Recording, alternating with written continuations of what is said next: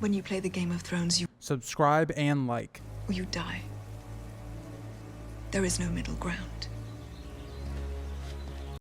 All right, hello YouTube. Welcome back to the Geek YouTube channel. Today's video, we're going to be covering a theory I've never talked about on this channel. It's something that I'm completely foreign with, but Ruckus, someone that interacts in chat a lot and live streams, has brought up the idea of Missandei being a child of the forest. And I'm going to go through in this video some of the evidence that maybe supports it, some of the evidence that also does not support it at the same time. And by the end of this video, hopefully me and you can come to a conclusion on this theory. But before we do get further into it, if you do end up enjoying this video, consider subscribing and liking, or you will die, as Cersei says. So I'll leave that up to you. But let's get into the video. I want to start off this theory by giving a brief description of both. So this is the description that is posted on the World of Ice and Fire wiki about the children of the forest.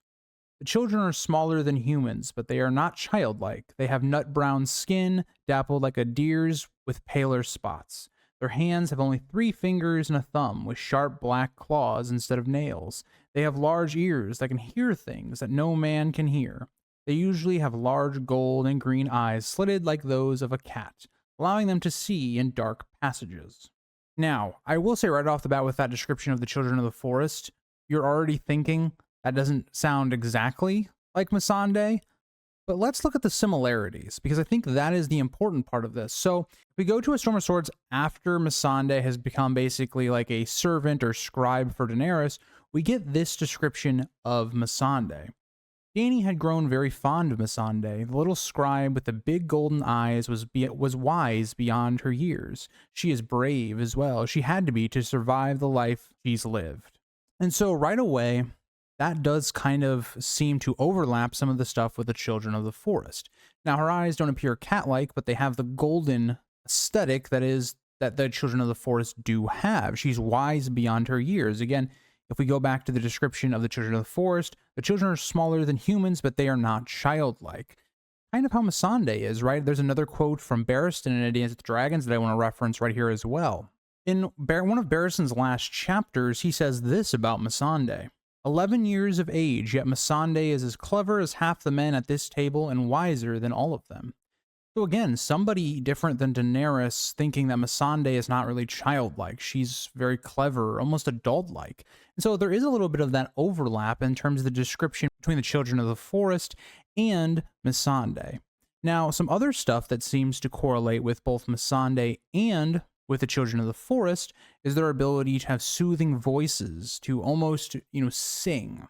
And if we think about Missandei's voice, this is brought up multiple times in both A Storm of Swords and in A Dance with Dragons. Daenerys noting in A Dance with Dragons that she has a sweet voice, and also in A Storm of Swords, even earlier than her description, Missandei will want to sing a song to help Daenerys. In both descriptions, she is described as having a very soothing and sweet voice. But that's not the only thing. If the children of the forest also have very enhanced abilities in terms of their senses. And so one other reference that people have looked at for this theory, in A Dance with Dragons, there is a reference in which there is kind of this public outcry at this council meeting, but in A Dance with Dragons, Daenerys has this to say about Missandei's hearing. Dario's announcement had sparked an uproar. Reznak was wailing, the Shave Pate was muttering darkly, her blood riders were swearing vengeance. Strong Belwas thumped his scarred belly with his fist and swore to eat Brown Ben's heart with plums and onions. Please, Dany said, but only Missandei seemed to hear. The queen got to her feet. Be quiet. I have heard enough. So it also seems that like Missandei has enhanced hearing or something of that nature.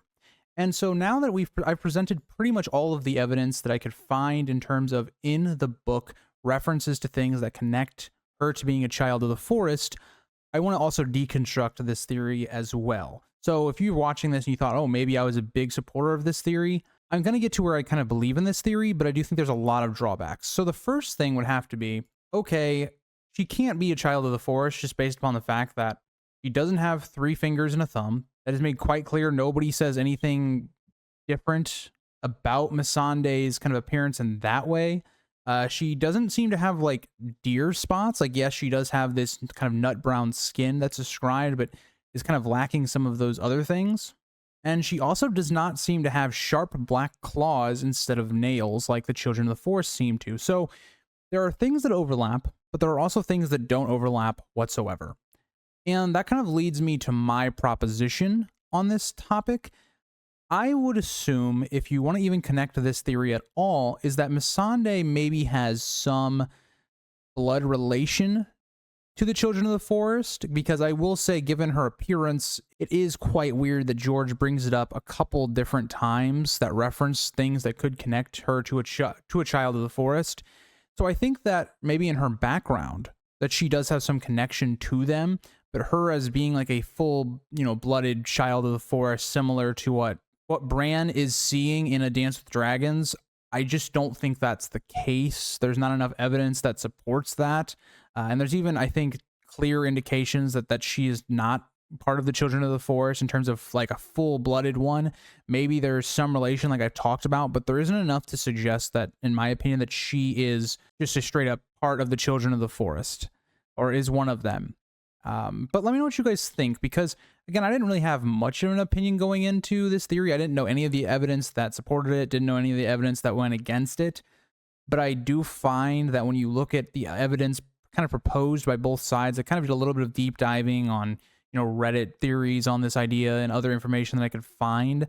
And I do find that if this theory was to become real, there would have to be some explanation of maybe Missandei glamoring herself, or some explanation as to why she also lacks some of the other features of the Children of the Forest. But let me know what you guys think. I think it's a very interesting, creative, theory that does have some merit to it, but at the same time also doesn't have some merit to it as well. There's things that just don't really slide into place. For instance, like the Jaqen theory I talked about, where I discussed all the different theories about why Jaqen was in the Black Cells. This kind of theory is kind of like that as well. There's just not enough information to concretely say what her relation to the Children of the Forest is. There's speculation you can make based upon certain references.